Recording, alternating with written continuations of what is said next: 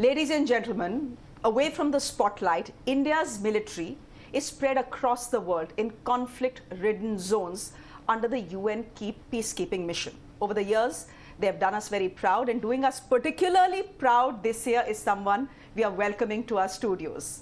Major Radhika Sen, the recipient of the UN Military Gender Advocate of the Year Award. She was posted in Congo when she got that award for her stellar work. Major Radhika Sen, thank you so much for coming all the way to our studios. Can you tell us a bit about the award and your stint in Congo and what got you this award? Thank you so much, ma'am, for having me here. So my role was that of an engagement platoon commander in the Indian Rapidly Deployed Battalion, and it was a 12-month-long course.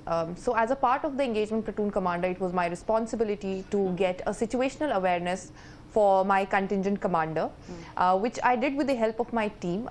We spoke regularly to the key leaders and the local women groups, the youth presidents, the internally displaced people camp presidents within our UN bases, and we tried to get to know the concerns of the people. Over and above that, we also carried out various engagement patrols into the civil areas in order to understand the ground situation and the problems that are being faced by the people, in order to not just understand the concerns but also assist the contingent commander in incorporating the points from everyone so that a correct military operation or planning could be done in order to fulfill our primary mandate, which is the protection of civilians. Over and above our duties, we also played a major role while carrying out various employment skill trainings for the locals, which included baking, tailoring cadres for the women. It included English-speaking cadres for the children and small workshops like light motor vehicle repair workshop for the youth.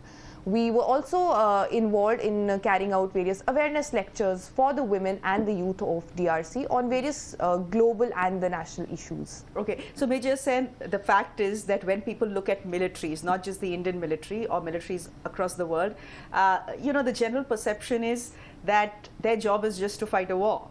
But more importantly, people need to know that the job of any military across the world is to keep the peace as well. And that is exactly what UN peacekeepers do. Now, Congo, you know, has a long history of conflict. And in a conflict, Major Sen, the most vulnerable people are women and children. Could you talk to us about what exactly women and children go through when a conflict in a country or a region has carried on for so long without resolution, and how, you know, people like you come in, how people like you step in to make their lives perhaps a little better? When we talk about a conflict, and especially with respect to Democratic Republic of Congo, which has been witnessing this conflict over the past 2 decades now, the women, girls and children will be disproportionately affected. They faced increased risk and abuse. This is the time when women peacekeepers come into picture. So when you're saying abuse, you mean sexual abuse? Yes. You mean they being pushed into picking up arms when they're still children? You mean them being pushed into prostitution? Yes, ma'am. Yes, a lot of such violence happened to the women, and where our role come into picture is getting to know those concerns from the women, because those traumatized women might not be able to convey their problems, their messages, or something that has happened to them to a male peacekeeper. They would be more comforting to explain their problems to us. We, being the women peacekeepers, we would be better able to understand what their situation is and then somewhere address their problems to the right organization or have a military plan which could help them, you know, avoid all these situations. So, of course, the trauma that these women go is a lot. They are being moved from their place of residence. They have been living in the IDP camps for years now, and they do not see a future of going back to their own places. There is no food, there is widespread poverty, there is no fixed source of employment, there is no proper drinking water, no shelter, and on top of that, the medical conditions are also very poor, especially in a country like DRC, which is a hub of contagious diseases. So all these problems altogether compile up, which increase it to a quantum. It becomes difficult for the people to address it themselves. This is where we come in channel, where we address their problems, we channel the problems to the right authority or the right organization which could help them to get relief from the immediate humanitarian concerns. Any particular incident that you remember that was particularly challenging for you? I also want to know how you communicate with the people who don't necessarily speak the same language as you do. Yes, ma'am. So with us, we have a language assistant. Whenever we move out for any engagement or we interact with the civilians, 1 or 2 language assistant will always come along with us. Another thing, what we did before getting inducted, since I had a platoon which consisted of 30 soldiers, both men and women, we tried to train them a bit on French and Swahili. So what used to happen, well, I used to go out and engage with the local people with the language assistant. My team would be out there interacting with the locals with basic, trying to break the ice, trying to make them understand that yes, we are there to know their concerns. And in case there's actually somebody in trouble, so my troops would come back to me and direct me to the right place where I have to go and address the problem. So language was initially, it took us time to get used to the language assistant part, but it was a very smooth transition for us. Like after 2 months we were very used to what exactly to do. Any anecdotes you remember, a particularly challenging situation vis-a-vis a child or a woman?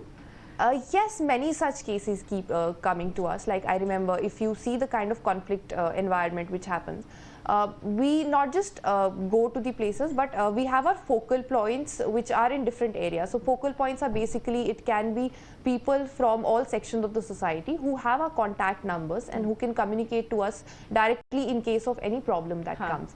So once I got a call from one of the IDP camps where I was told that there is one woman who got raped while she has gone to a nearby village, and she has a fractured leg and she's not able to move. So that was the time when we had to support her. Of course, because there was a restriction in the movement during the daytime, and we as the peacekeepers, we are not directly allowed to communicate with them. There is a separate section altogether, the women protection section and the child protection section, who helps them. So that was a challenge in an environment where I was stuck in the conflict myself. There was no internet available that I can communicate to that women protection section. It took me almost 3-4 days to get the entire communication done, arrange an escort for us, and then go to that place to take care of the women, because once we know a case, we have to direct it to the right organization. Of course, help came, but it got delayed by a few days, I would say that.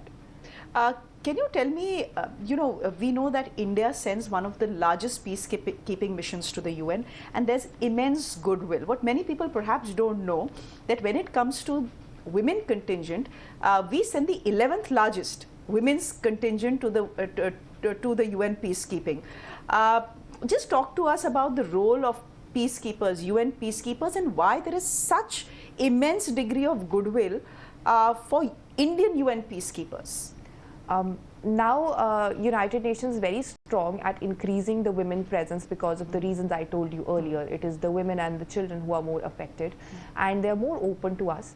So the target for the United Nations is to increase the women percentage to 15% by 2028, which is for the contingents. And when you talk for the other roles like the military observers or the staff officers, it is 25% by 2028.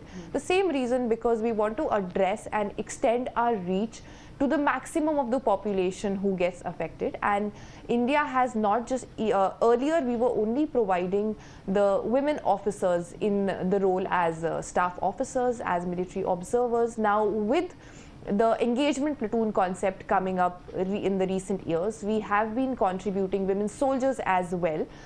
It's been almost 3 missions that we are providing the women soldiers who are being engaging directly with the local people and getting to know their concerns. If you talk about Indian peacekeepers, we are very well known for our professionalism and our dedication towards the work that is being assigned to us. And yes, when you even go out and speak to people in the area of your operation, they are very welcoming when they see the Indian troops. So I think yes, even every mission demands us to be there. Just tell us a bit about yourself, Major Radhika. You come from Himachal Pradesh, and I believe the call of the olive came to you when you were doing your MTech at IIT Mumbai. Who leaves an MTech in IIT Mumbai midway to go join the army? Why did you do it? Ma'am, I always wanted to serve my country. I initially thought I'll become a scientist.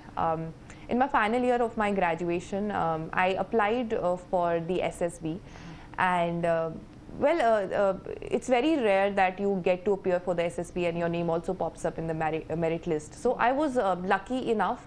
I didn't think twice. I just jumped onto the opportunity, and I think there's no better way to serve a country than being a part of the armed forces. And on top of that, I'm somebody who wants to serve the humanity as well, and once the Indian Army gave me an opportunity to serve as a UN peacekeeper in another country, I think there's nothing better I could have asked for. My last question to you, when young girls see you in uniform, whether it is in Himachal Pradesh where you come from or anywhere else where you are posted, do they come up to you seeking advice? What is it that you tell them? I just say, for me, Indian Army is living a life less ordinary. So every day has been a new challenge, adventure for me, and I think we all are ready to take the women soldiers, women officers with us. So if you think you have it in you, so we are ready with our open arms. Please come join us. I wish you could take me, but you can't. I'm over the hill now. But many, many congratulations for the award. You've done not just the Indian Army proud, but the entire country proud. Thank you so much. Thank you so much, ma'am, for having me. Thank you, ma'am.